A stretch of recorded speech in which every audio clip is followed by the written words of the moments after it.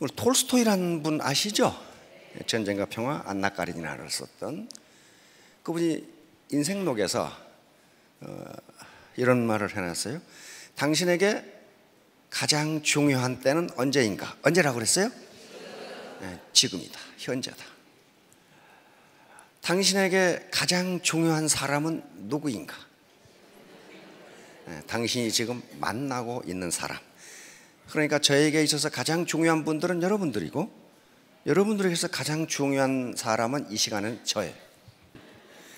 그리고 당신에게 있어서 가장 중요한 일은 무엇인가? 지금 당신이 하고 있는 일. 이게 톨스토이의 인생록에 들어 있습니다. 그러면서 자기가, 톨스토이가 그 책을 쓰면서 내가 내 인생을 완전히 망라해 놓은 게 이 책이다. 잊어버리지 마세요. 근데 우리가 사는 세계가 무슨 세계예요? 우리 체제가 무슨 체제예요? 자본주의, 시장경제. 그러니까 현재 내 삶이 불만족스럽다면 뭐가 부족해요? 자본이 부족하구나. 자본이 부족하면요, 죽었다가 까무러치는 수가 있어도 잘 살지 못해요. 왜? 자본주의 시장경제잖아요. 자본이 생산을 한다고, 자본이. 그러니까 내 봉급이 적다, 내 소득이 적다, 내 일이 안 된다, 이 삶이 이 모양이냐? 그것은 자본 부족이에요. 자본 부족. 그러면 이제 문제는 이거예요. 뭐가 자본이냐? 그렇죠. 뭐가 자본이냐? 자, 옛날에 농경시대에는 뭘 가지면 부자였습니까? 땅이야, 땅. 그때 땅이 자본이에요. 그 다음에 산업화 시대에는 누가 부자였어요? 네? 네, 그때부터 헷갈리기 시작하는 거죠. 네, 그때부터 자본을 가진 사람이 부자예요. 이때 자본은 돈을 자본이라고 하지 않습니다. 공장, 기계, 설비, 건물, 이게 다 자본이에요. 지금도 자본을 가지면 부자예요. 서울 강남에 상가, 5층짜리 상가가 있다. 이게 뭐예요? 자본이에요. 그 자본은 자본주의 시장 경제에서 생산성을 발휘합니다. 건물이 생산성을 발휘해서 나한테 아무 일을 않더라도 소득을 갖다 줘요. 그 자본은 크리스마스 날도 안 쉬고 일요일 날도 안 쉬어요. 1년 365일 생산 활동을 해요. 그게 자본이에요. 근데 가장 중요한 것은 이제 인적 자본인데, 다행히 우리나라는 굉장히 빠른 속도로 세계의 역사의 흐름과 같이 하고 있어요. 지식정보화 시대로 들어가 버렸어요. 지식정보화 시대라는 것은 지식과 정보가 무엇이 되는 것이다? 생산 요소, 돈이 되는 것이다. 공장 아무리 큰 것 가지고 있어도 안 된다 이거야. 이제 안 돼. 지식과 정보가 들어가지 않으면 돈이 안 된다 이거야. 그게 지식 정보화 시대예요. 지금 우리가 그 시대를 살고 있는 게 다행히 그런데 애터미 정보라는 걸 알았다고요. 정보는 공짜가 아닙니다.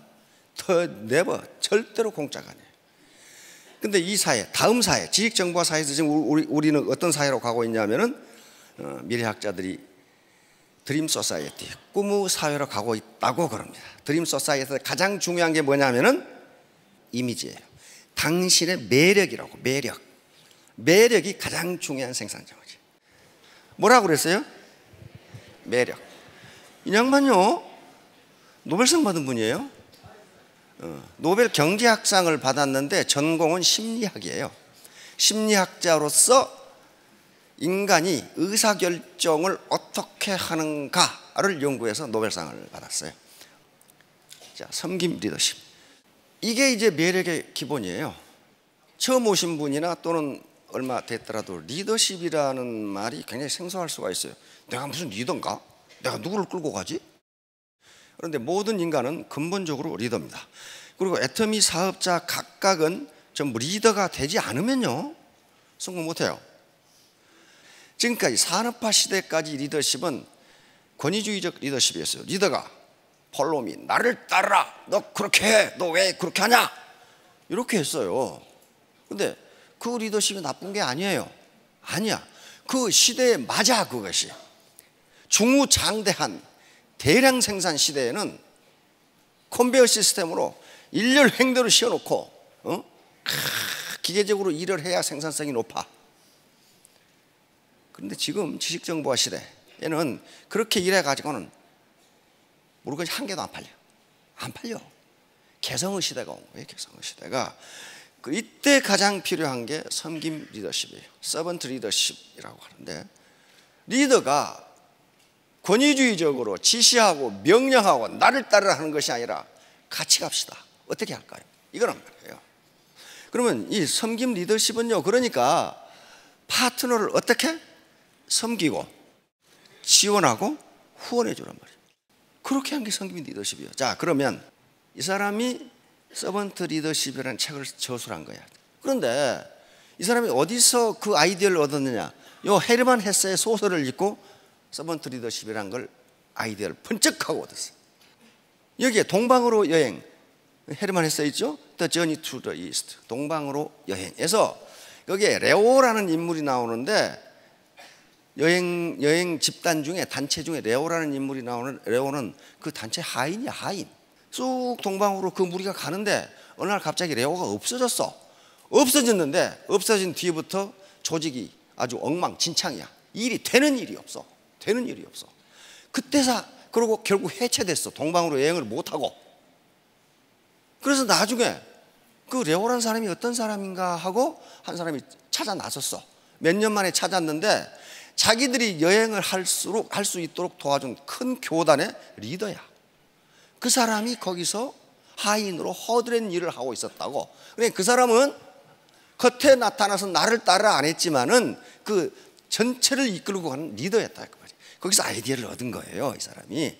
아, 이제 앞으로 시대는 이렇게 돼야 된다. 근데 그 당시는 냉전이 한참 진행되고 기업 간에 치열한 경쟁이 진행되는 시기이기 때문에 별로 관심을 얻지 못했어. 근데 20년 후에 그 책이 나온 거예요. 모든 기업이 지금은 기업 워크숍에서 서번트 리더십을 토의 주제로 하고 있다. 그럼 왜 그 시대가 서번트 리더십에서 레오 같은 역할, 그게 중요한데 왜 그렇게 바뀌었을까? 20년 전에 그린리프가 얘기할 때는 아무도 말을 안 듣다가 20년 후에 갑자기 이거 봐라, 이거 해야 되겠네, 바뀌었을까? 시대가 바뀐 거예요. 시대가 1970년대 후반에는 그때만 하나도 산업화 시대예요. 그러나 미국 내부에서는 1970년대부터 지식정보화 시대로 가고 있었어요. 그래서 그린리프는 이걸 발표한 거예요. 그러나 기업은 아직 못 따라왔어. 그러다가 시대가 바뀐 거예요. 다시 말하면 지식정보화 시대가 되니까 컴퓨터와 인터넷 그리고 SNS의 발전으로 리더가 정보 독점을 못하게 돼. 다 알아. 그 사람 아는 건 나도 알아. 그 사람 아는 건 나도 알아. 그러니까 리더가 정보 독점을 못해. 정보 독점을 하는 자가 권력을 갖습니다. 부하들은 모르는데 나는 알아. 그럼 어때요? 그 리더의 말을 따르지 않을 수가 없어요. 그건 지금 다 알아. 자, 시대가 이렇게 되니까 리더가 나를 따르라 해가지고는 안 따른다, 그런 말이에요. 설득하지 않고는 안 따라간다는 거예요. 그래서 이 시대가 된 거예요, 이제. 자, 그러면 어떻게 섬기는데 그 사람이 리더냐 하는 거예요. 섬기는데 이 세 가지 조건 때문에 그렇습니다. 섬기지만은 리더라는 역할을 하는 사람은 뭘 제시해야 된다고요? 비전을 제시해야 돼. 지금 우리는 뭘 해야 되냐? 이걸 제시하지 않고 어떻게 할까요? 그래, 열심히 해봐. 그 비전이 없잖아요. 이 섬기면서도 비전을 제시해 주는 역할을 하기 때문에 리더다, 그런 말이에요. 리더. 두 번째, 조정자. 사람이 모이면요, 가치관이 전부 달라. 취미가 다 달라. 그러니까 반드시 갈등이 있어. 특히 애터미는 진입 장벽이 없어요. 그냥 들어오는 거예요. 그리고 유지비도 없어. 그러니까 어때요? 쉽게 말하면 5만 가지 사람이 다 들어와. 그러면 그 파트너와 파트너, 내 가족 라인과 형제 라인 간의 갈등을 누가 조정을 해야 되느냐 말이에요. 이 리더가 조정을, 코디네이터 역할을 해줘야 돼요. 그렇죠? 안 그러면 갈등이 일어나. 다음 세 번째, 리더가 후원자 역할을 해서 자기 파트너들을 또 가족을 가지고 있는 하나의 생활인이에요. 그렇죠?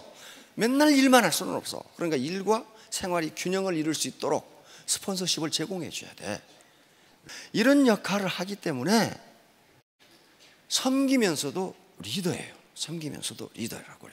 이거 아무나 할 수 있는 게 아니에요. 가슴 폭이 넓어야 돼. 그러면 이분이 레리 스피어스라는 분인데, 그래서 이분이 섬김 리더십의 특징은 무엇인가 하는 것을 10가지로 요약해서 발표를 했어. 뭐라고 그랬어요? 야, 경청이 탁 나오잖아요. 경청. 섬김 리더가 되는 것 중에 가장 중요한 게 뭐다? 경청이다. 남의 말을 들어라. 자, 다음 공감.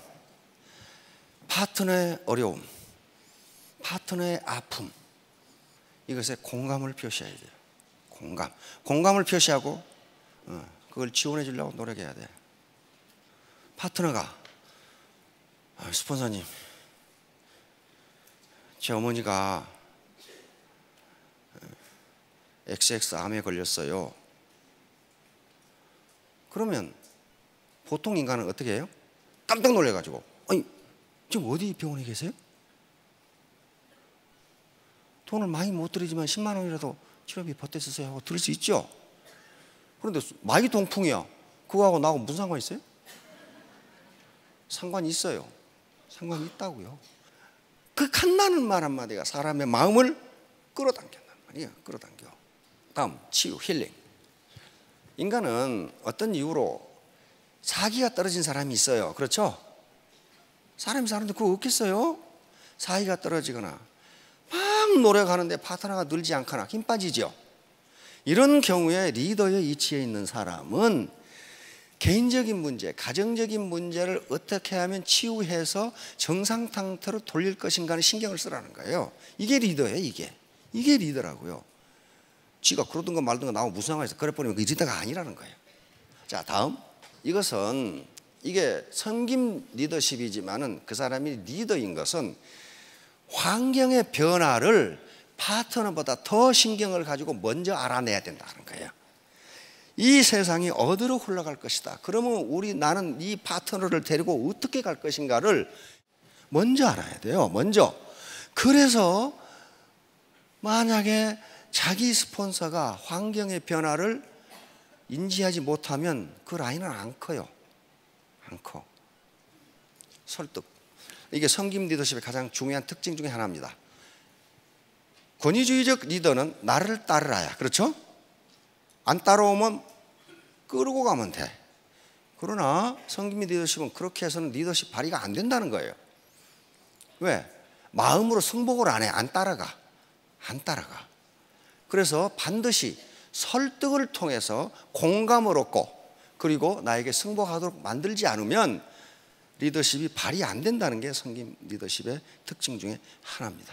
이 세상은요 엄청 복잡해요. 자, 그러니까 개념화는 뭐냐면 이 복잡한 현상을 내가 파트너들에게 어떻게 설명해 줄 거냐는 거야. 예를 들면 인간은 그걸 환원주의라고 하는 학문 이론입니다. 이 세상이 하도 복잡하니까 도대체 어떻게 돌아가는지 알 수가 없어. 그래서 그걸 하나로 축약을 해. 작은 것을 축약을 해.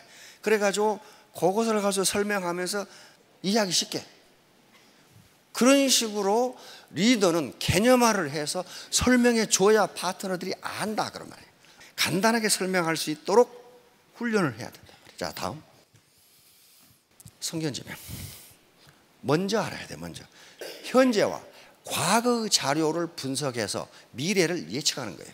역사의 흐름, 경제의 흐름, 현재의 상황, 기술 발전 속도를 보니까 미래 20년 후는 이렇게 된다. 이렇게 이야기하는 거예요. 리더가 이 역할을 못 해주면 리더가 아니잖아요. 그렇죠?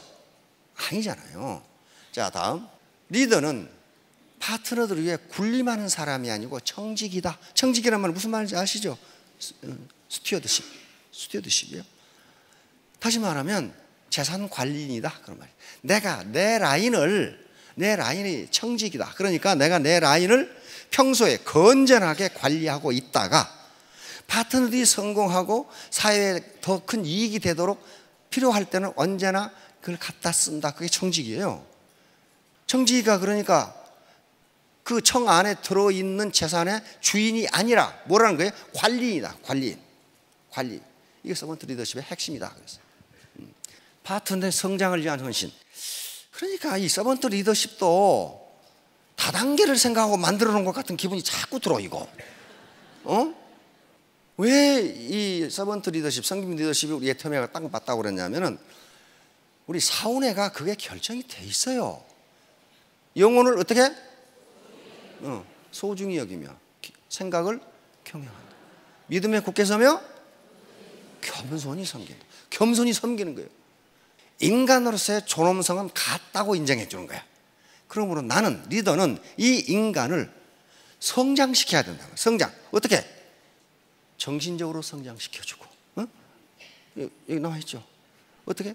개인적 성장. 이 사람은 그러니까 이런 사람을 자기 개발, 자기 발전을 할 수 있도록 도와줘야 된다. 그 다음에 어떻게? 직업적으로 애터미 사업을 좀 더 잘하도록 애터미 사업의 본질과 핵심을 알려줘야 된다. 세 번째는 뭐예요? 정신적으로 안정이 될 수 있도록 지원해야 된다. 이게 파트너의 성장이에요. 랄프 왈도 에머슨이라는 미국의 철학자가 있습니다.